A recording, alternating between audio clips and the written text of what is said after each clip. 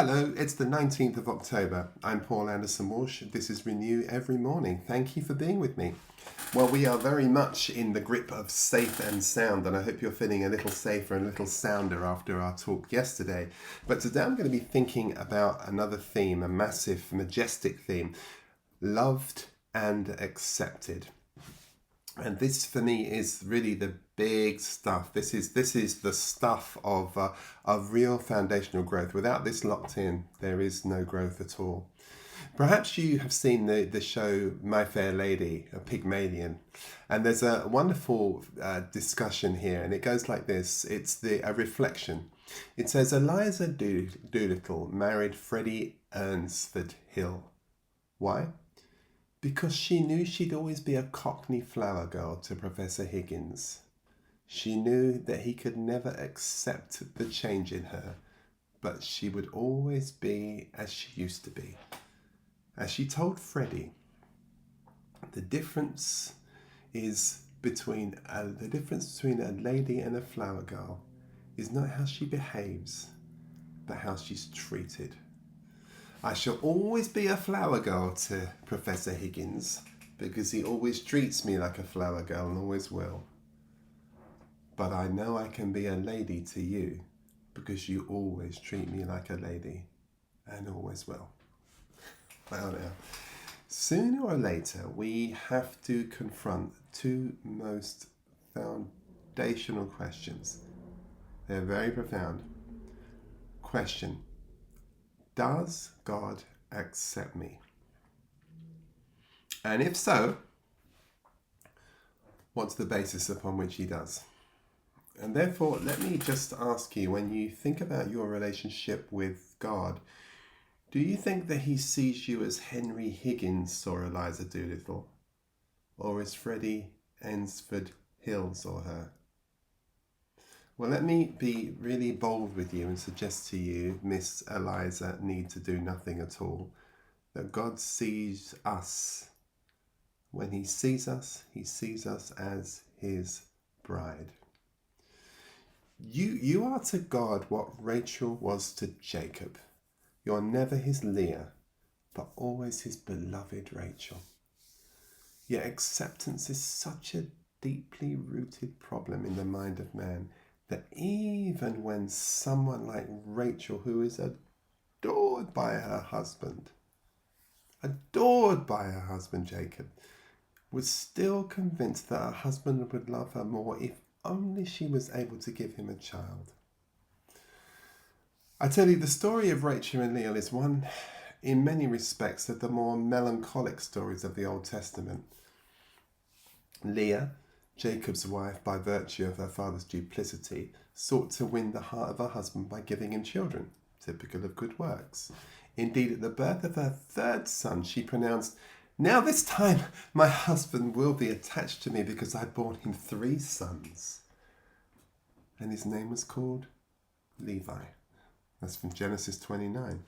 It surely has to be with the heavy hand of irony, doesn't it? Which Levi becomes the priestly tribe for the law of self-effort. That to me is extraordinary.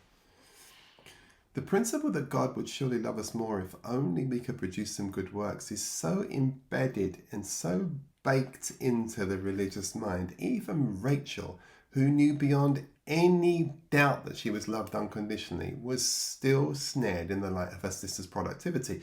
Envy had taken its root inside of her, and in Genesis chapter 30 you hear it break out. She was barren, but she was driven by this insatiable sense that I know you love me, but... And so she demanded of her husband, "Give me children or I shall die." Now, as with her mother-in-law before her, of course, she reaches out with the arm of flesh to resolve her predicament and presented the maid, Bilhah, whose name, by the way, just means foolish. And she presented foolish to her even more foolish husband, who duly provided her with a surrogate child. Yet whilst she drew some consolation from her child, she completely missed the mystery of grace, as so many of us do. In this case, she missed the fact that Jacob wouldn't love Leah any more because of her good works, nor love Rachel any less in spite of her lack of works. Grace doesn't function like that. failure to accept that we're loved and accepted unconditionally effectively torpedoes your relationship with God. If you can't be certain that you're accepted, how do you know what's expected? And more to the point, when and what will be inspected? When I'm telling you, the moment you set your foot down that road, our relationship with God is effectively infected. And until you this gnawing issue is resolved, the prospect of entering into the Hebrews 4 rest will elude you forever. Our understanding of acceptance must be the same as God's. And the Bible is clear.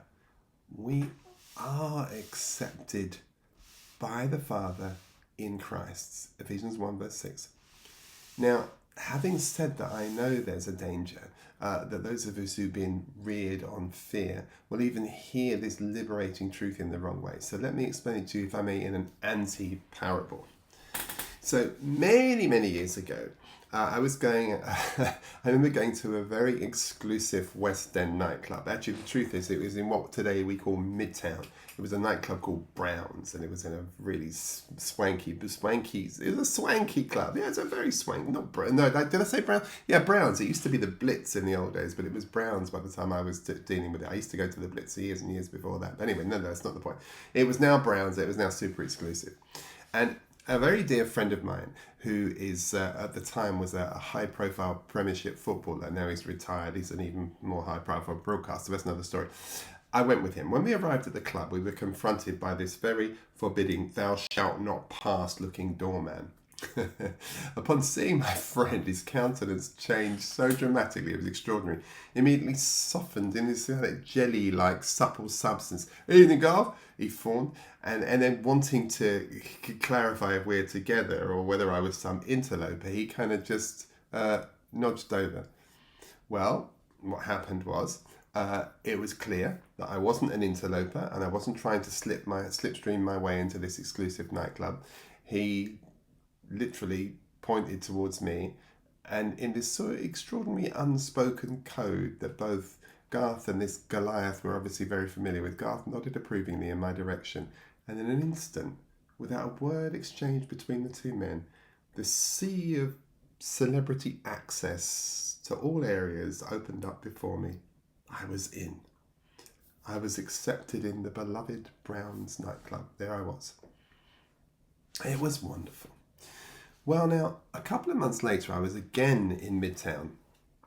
Though this time I was with Haley and without my famous friend. And we just had a nice dinner somewhere, and I thought, you know what, I'll kind of encash this dividend from my newfound socialite status and impress her by getting her into my new club. So I figured as long as the same guy was at the door, we'd be fine.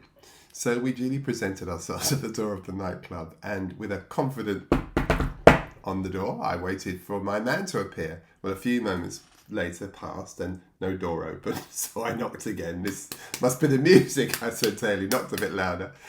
I was pretty unconvincing, but eventually the door did open. It did so reluctantly. And when it did, its entire frame was filled by my friend, the Goliathan chap from the month before. But this time there was a noticeable absence of any bonhomie. Gone was the warmth that had greeted me when I was with Garth. Now it was just a kind of icy blast.